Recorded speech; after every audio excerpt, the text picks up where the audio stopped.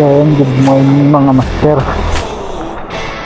So nandito tayo sa amin yan, Real Quezon. So magpipishing sana tayo. So sobrang sama pala ng ano dito, panahon. Sobrang ulan. So ayan yung ano, yung nangyari dito sa ilog.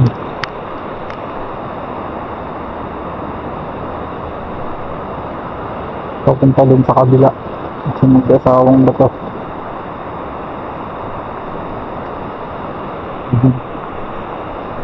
Ang sira ng ilog, yung daanan.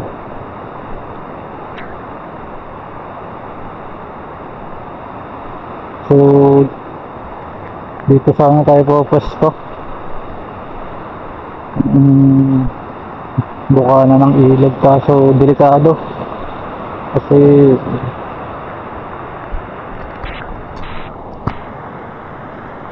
hindi natin alam kung gaano kalakas yung ulan dun sa taas, kaya delikado. Baka ano din lang tayo dyan bigla.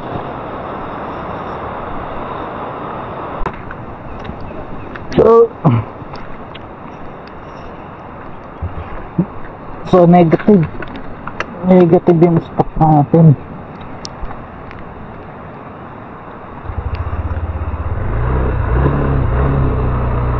Hindi tayo makapag-fishing dyan, mahirap itaya ang buhay. Grabe lakas ng ulan, no?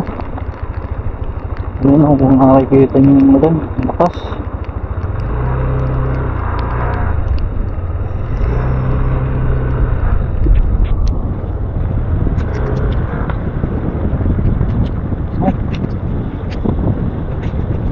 Alon, nalaki. Lamig. Lamig na talaga ako, ah. So titignan natin kung makakababa tayo dito. Dito tayo maghahagis sa baba. Kaso grabe naman yung alon, ang lalaki.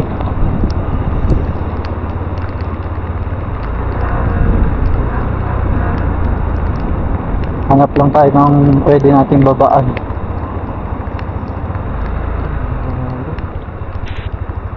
So baba tayo. So magsasabi na lang tayo, may kiraan tayo.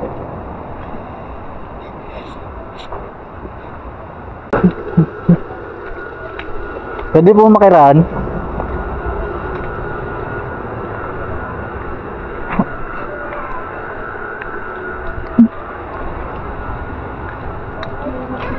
Kiraan lang po.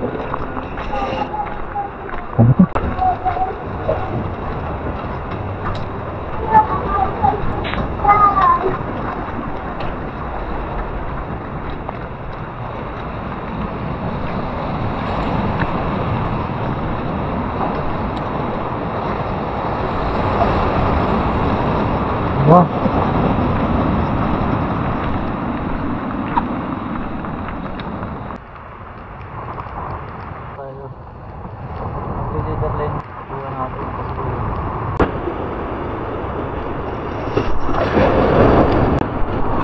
So ito yung ano natin, yung lure natin na gagamitin, stick bait. So hindi ko lang alam kung ilang grams, parang ano yata to, 28. So set up natin moonshot, Shimano moonshot, MH, tapos reel natin ay Shimano Sahara, tapos ang line natin ay Ricky Maro na 14 pounds. Cast tayo, first cast.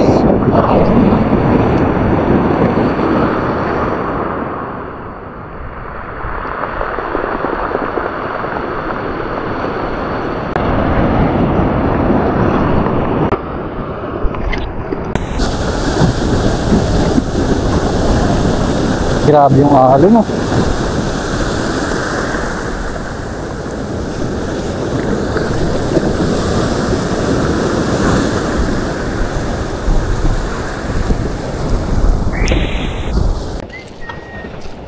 wala. Wala tayong huli. Uy, Mingming, anong ginagawa mo dyan? So, pupunta tayo sa ano? Sa Lubayat. Barangay Lubayat. So, dyan tayo magbabaka sakali.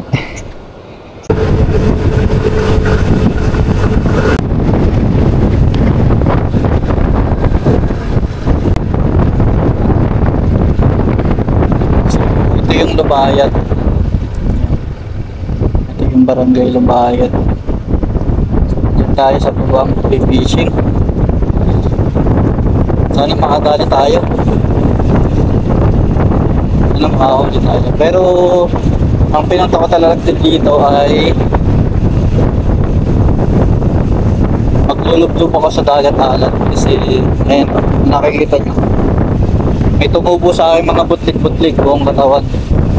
So, ilulublob ko siya sa tubig alat pero sinabay ko na yung pag-fishing. Ano natin to eh, hobby natin, kaya sinabay ko na yung pag-fishing. So tara, baba na tayo sa spot.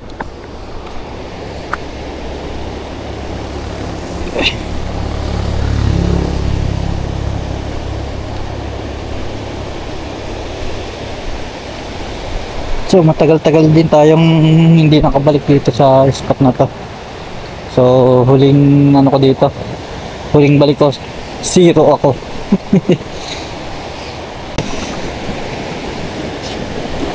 Drag, check. So gamit natin ay ultralight setup. Yan. So kapong 702. Tapos Ryobi Ultra Power, tapos Eastern Hunter na 6 pounds. So yun ang ano natin. First cast. Lapit. Nakakapanibago kasi galing tayo sa malaking setup.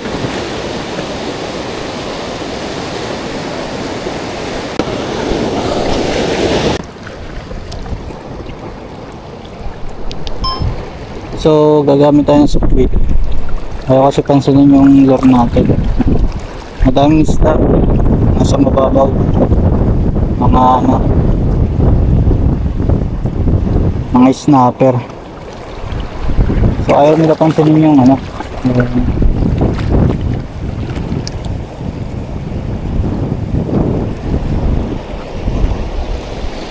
ayaw nila pansinin yung kain natin. So gagawin ko soft bait. Tingnan natin ang ay na pang isda dito.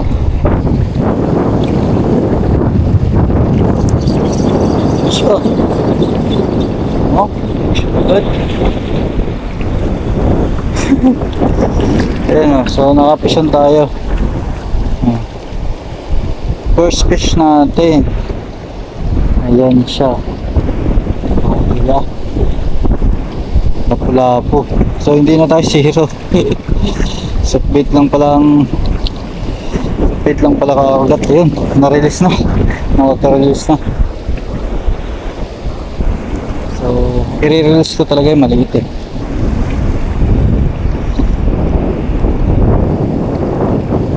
Nag-auto-release na siya. Sabi na, sasukbit lang sila kakagad.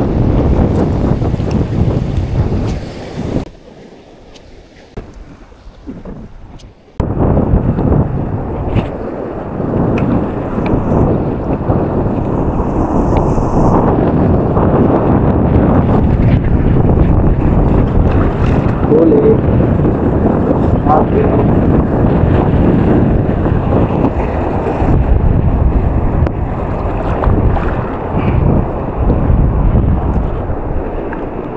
Hop, baka mahugot pa. Uy, patatanggal pa nga.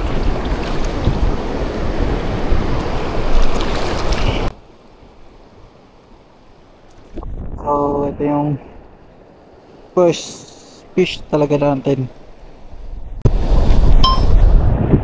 Yan. Jacquard snapper. Yan. Naka first fish din.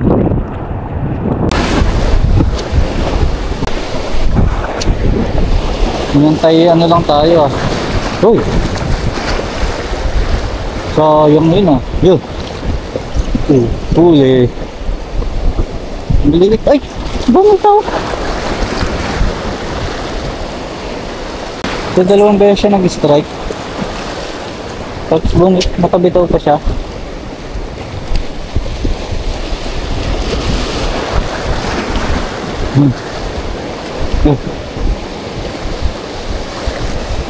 What?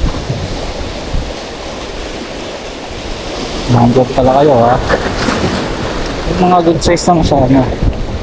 Good size.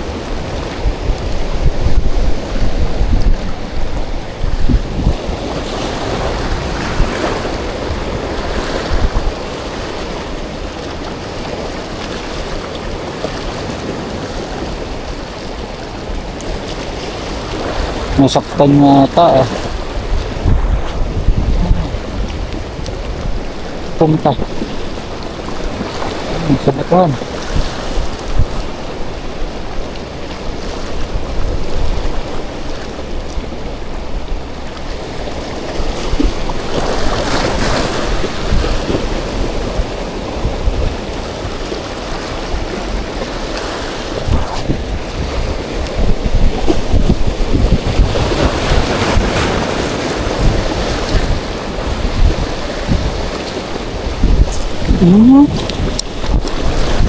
Palas na naman.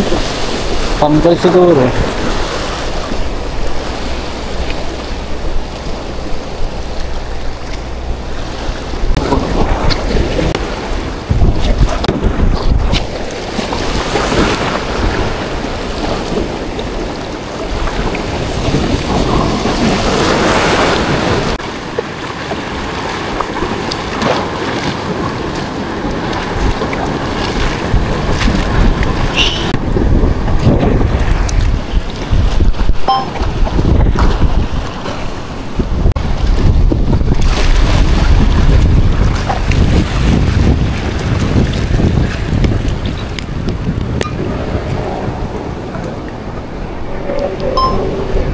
So ayun, isang piraso pa rin ang huli natin. So alas 12 na ang tanghali. So pauwi na rin ako. Bali binabaybay ko lang yan, hagisan. Baka sakali na makadali tayo dyan. So ang hirap sa spot ngayon, ang lalaki ng alon. Di ubra. Malaki na alon, malakas na hangin.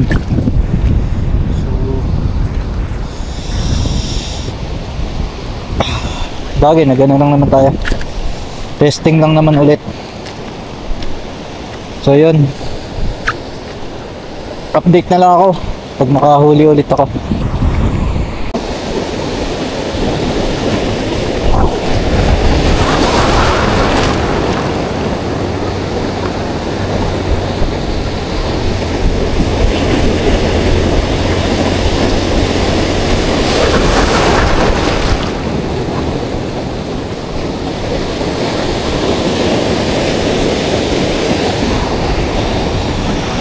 Oh.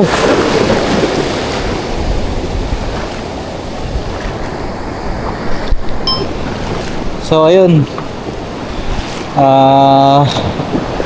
wala na talagang umakagat. So uwi na tayo. Tapos na yung mission natin, maligo sa dagat. So ayun.